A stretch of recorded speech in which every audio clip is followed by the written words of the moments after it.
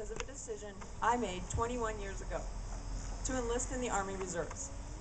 7 months after my high school graduation, I was deployed in support of Operation Desert Storm with the 872nd Maintenance Company from Washington, Iowa. Becoming a soldier was something I could not wait to do. My mother was in the Air Force and is a veteran. My father retired with over 20 years of active duty service in the Army, served in the Korean and Vietnam Wars, 2 tours in Vietnam, one causing him to be not home when I was born. I am also very proud to say I have 10 additional family members who have served our country, 8 who are veterans. The military has been a part of my whole life and has made me who I am today. And as most of you know, you may leave the military, but the military will never leave you. In 2010, I entered my first pageant so I could promote my platform, Voice for Veterans, bringing communities together in support of our soldiers and veterans from every generation. Today, as our country continues on in our 10th year of war on terrorism, it is more important than ever to support our service members and their families. The events of 9/11 changed the lives of our entire nation. Our peace of mind was shattered, our faith was tested, our ability to live free was questioned, but not for long. The greatest fighting force on earth stepped forward and answered the call of duty, the United States military.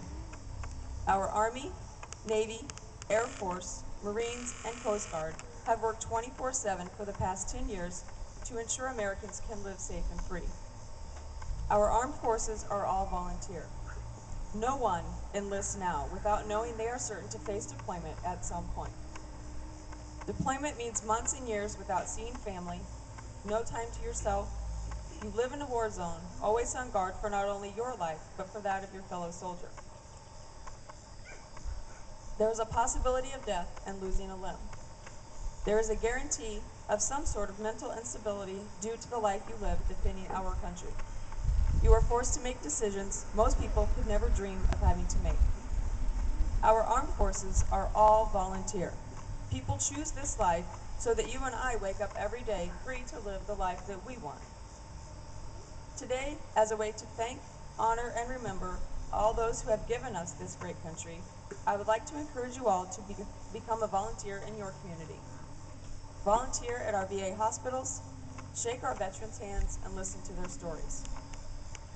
Volunteer to help your wounded or disabled neighbor with their car or home. Send care packages to a deployed soldier. Write them a letter to remind them they are appreciated. Place a wreath on the grave of a soldier who has paid the ultimate price. Donate your clothes to homeless shelters. The VA estimates there are 107,000 homeless vets on any given night. Why are those who sacrifice for us homeless, cold, and hungry? Remind and teach our youth to respect the flag and our national anthem. Encourage this generation of service members to join the American Legion and the VFW so they can continue having a support group and a brotherhood that understands what they have been through. There are endless ways to show appreciation, and as we continue on in the war on terror, now is the time to support our troops. They are a very humble group, and most will tell you they're just doing their job, and it's our job to tell them thank you. In the past year, I have volunteered over 300 hours of community service. Most of these, my husband Joe has been right beside me, along with many of the people from our community I see before me today. If you want to make a difference in the lives of those who serve America, we can help you find ways. 9/11/2001 was a day of horror, fear, and pain, and perhaps the greatest test of strength this nation has ever faced. 9/11/2011 is a day to remember this country is filled with men and women willing to protect America, to bring us comfort and peace, and that our country will always be one of strength, courage, honor, and unity. We are the United States of America. Thank you.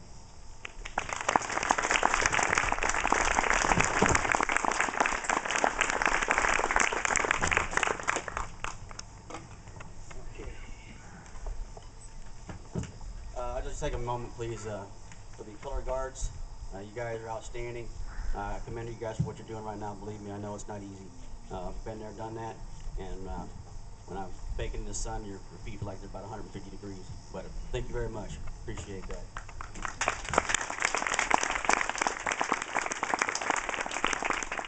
Good afternoon and welcome. Thank you, the Swisher American Legion, to allow me and my wife Elaine to share our story. It's greatly appreciated. Again, my name is Joe Reinholtz. I'm a retired CW3 from the U.S. Army. I did 22 years. My background is maintenance.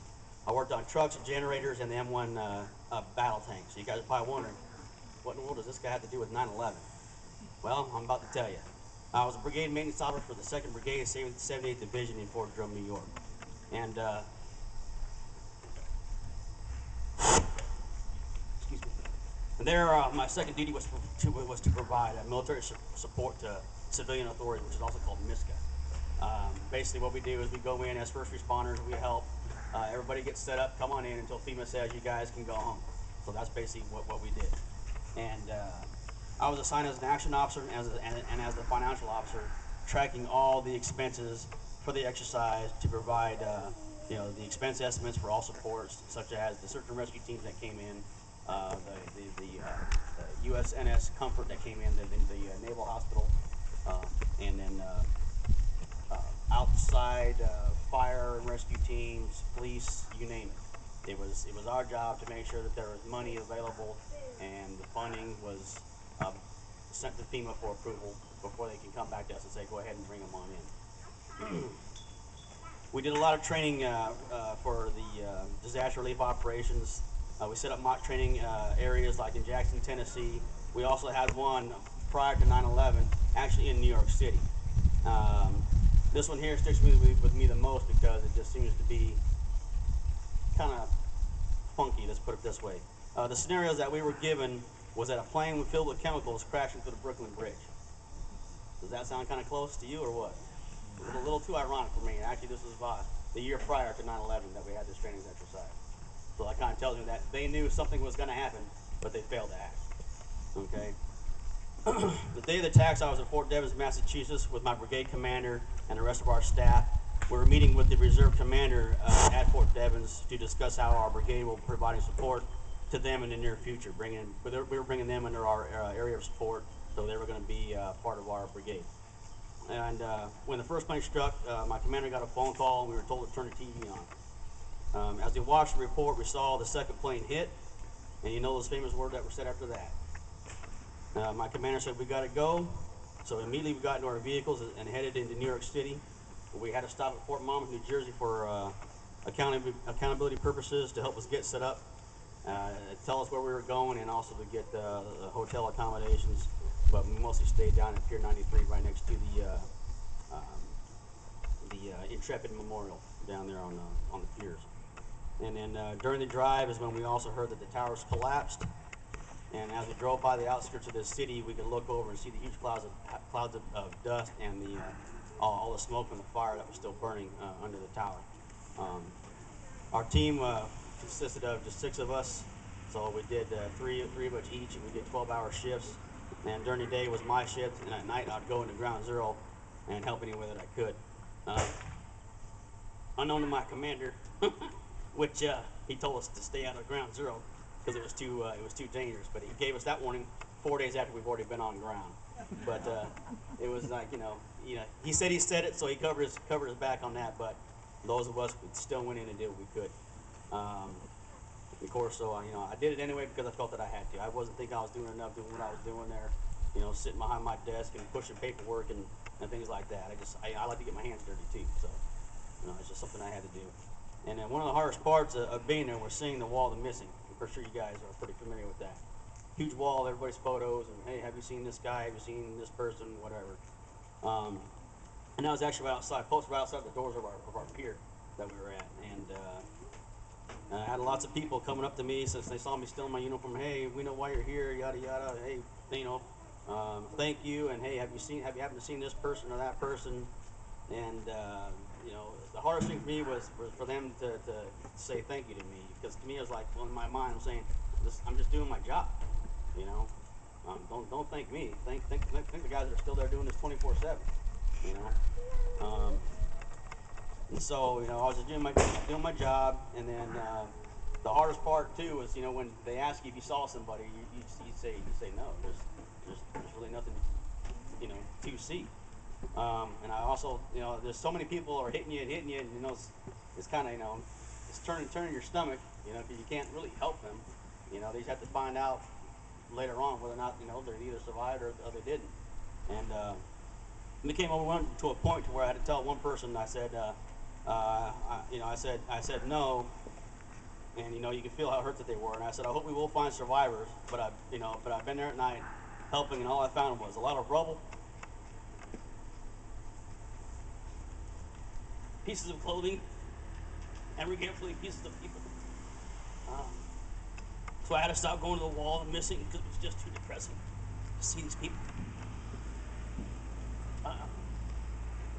So we spent a whole 29 days down there in Manhattan, because usually you can't stay anywhere over 30 days on a military order like that, helping Miska. But we were there for 29 days, and then FEMA was finally able to get their feet on the ground and say, hey guys, you guys can go home. We appreciate what you did. Now it's up to us, and now everybody else has got to cut through the rest of the red tape so they can get what the help that they want. But I will never forget, nor will anyone else forget about that day. You know, now that I'm retired from the military, been retired since 2004, and I still try my best to support our veterans and our soldiers. And I have many hours of voluntary service supporting the Iowa Troop Pantry, Reach Across America, Mr. Michelson, and the CAB, and I'm loving every minute of it. And I also still work for the government at the Rock Island Arsenal down there in Illinois. But it's been quite an experience. But you know, every year this is a hard year for me this day, because it brings back too many memories of the bad events. And you know, just try to deal with it when I can and get through it. You know, I also had a friend that later on that I found out 5 years later that I had a friend of mine in high school who lost her husband in 9/11 also. He was in the towers and got killed. But so I guess we share the same pain in a certain way. But I'd like to close with a small token of our appreciation by presenting this 9/11 flag of honor and a streamer to the Swisher American Legion. And this flag here has all of the names of everybody that was killed in 9/11.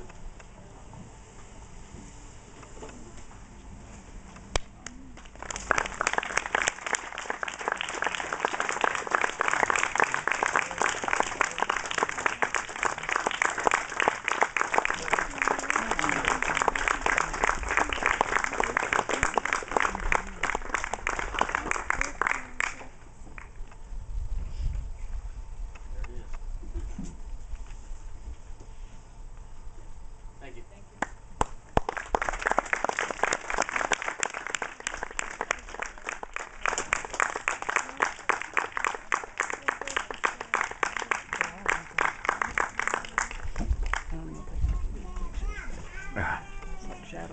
I know, that's what I was thinking too.